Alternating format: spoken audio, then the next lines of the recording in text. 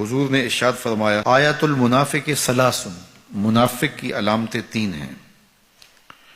جس شخص کے اندر یہ علامات ہوں تو وہ اس نیت سے سنیں کہ آج ابھی اسی وقت میں یہ مصمم عزم کرتا ہوں کہ اپنے سے کھرچ دوں گا ان چیزوں کو، اور اپنے من کو، اپنے اندر کو، اپنے باطن کو ان غلاظتوں سے پاک کروں گا۔ اور عملی موضوعات پہ بات کرنے کا میرا مقصود بھی یہی ہوتا ہے کہ ہماری زندگی میں، سب سے پہلے اپنی زندگی میں اور پھر میرے ملنے والوں کی زندگی کے اندر عملی طور پہ تبدیلی پیدا ہو۔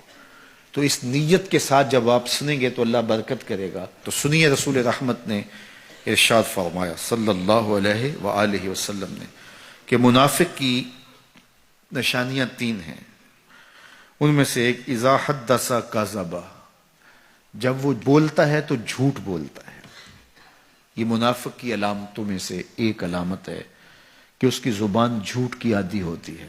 زندگی میں جھوٹ سے اپنے آپ کو بچائیں، یہ زہر قاتل ہے، اندر اجاڑ دیتا ہے، آپ کا معاشرے سے اعتبار ختم کر دیتا ہے اور آپ کی رسوائی کا سبب ہے۔ دوسرا ارشاد فرمایا وَإِذَا وَعَدَ أَخْلَفَ، جب وہ وعدہ کرتا ہے تو وعدہ خلافی کرتا ہے۔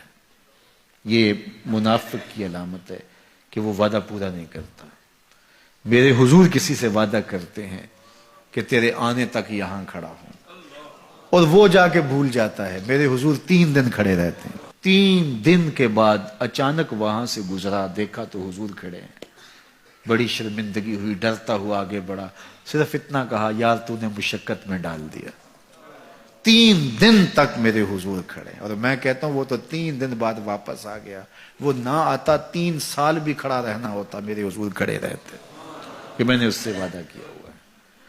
اور میں اور آپ دیکھیں کہ ہم کہاں کھڑے ہیں۔ ہم کسی سے وعدہ کریں، ہم خود وعدہ کرتے ہیں تمہیں 6 ماہ کے بعد پیسے دیں گے، وہ بیچارہ 6 ماہ کے بعد بھی جو ہے وہ 1 ماہ اور اوپر گزار لیتا ہے کہ چلو کوئی بات نہیں ہے، اور ہم اس کی موت کی دعا کر رہے ہیں یا اللہ فوت ہی ہو جائے تو اچھی بات ہے۔ تو پھر ہم کہیں کہ اللہ کی رحمتیں ہمیں نصیب ہوں، یار وعدہ کیا ہے اپنا تن بھی بیچ کے دینا پڑے تو دیں گے۔ جو وعدہ کیا ہے جہاں کھڑے ہوئے ہیں وہاں کھڑے رہیں گے، چاہے اس کی کتنی بھی اذیت ہمیں کیوں نہ سہنی پڑے۔ جب وعدہ کیا ہے تو پھر اس کو پورا کرو۔ تیسری بات میرے حضور نے ارشاد فرمائی وَإِذَا تُؤْمِنَ خَانَ، جب اس کے پاس امانت رکھی جائے تو خیانت کرے۔ اس کے پاس پیسے رکھے جائیں، دولت رکھی جائے، کوئی زمین اس کے نام کوئی کر دے کسی وجہ سے، کوئی اور اس کے پاس امانت رکھ دے تو وہ اس میں خیانت نہ کرے، بلکہ آپ کے پاس کوئی بات امانت رکھی جائے تو اس کو بھی جو ہے وہ لوگوں تک نشر نہ کرے۔ تمہارے کان میں اگر کوئی بات کرے تو وہ امانت ہے، جب وہ بات کر رہا ہو تو دائیں بائیں دیکھ رہا ہو، تو پھر اس کا مطلب یہ ہے کہ وہ یہ چاہ رہا ہے کہ یہ بات کوئی اور نہ سنے، تو پھر صاحب امانت کو چاہیے کہ کوئی اور نہ سنے۔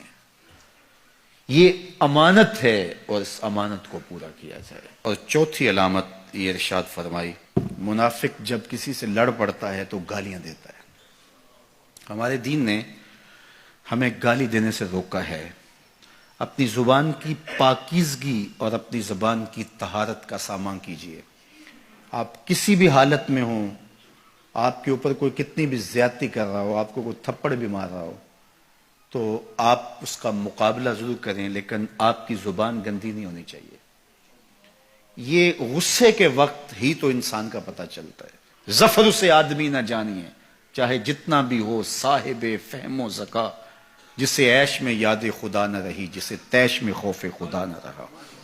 عیش کی زندگی ہو یا تیش کی زندگی، خوشی کا مرحلہ ہو یا مرحلہ غم ہو، آپ دیکھو نارمل زندگی کے اندر تو آپ معتدل ہوں گے ہی ہوں گے، لیکن جب آپ کا بیلنس خراب ہوتا ہے خوشیوں کے وفور کی وجہ سے، اس وقت پتہ چلے گا۔ یہ ہے انسان کا امتحان، یہ ہے انسان کی آزمائش۔ منافق کی علامت بتائی گئی وَإِذَا خَاصَمَ فَجَرَ، جب وہ کسی سے لڑائی کرتا ہے تو پھر گالیاں بکنا شروع کر دیتا ہے۔ یہ منافقوں کی علامات میں سے ایک علامت ہے، جب وہ لڑتا ہے تو گالیاں بکتا ہے، جھوٹ بولتا ہے، امانت میں خیانت کرتا ہے، اور عہد کرے تو اس کی پاسبانی نہیں کرتا۔ اللہ ہمیں عہد کی پاسبانی کی توفیق دے۔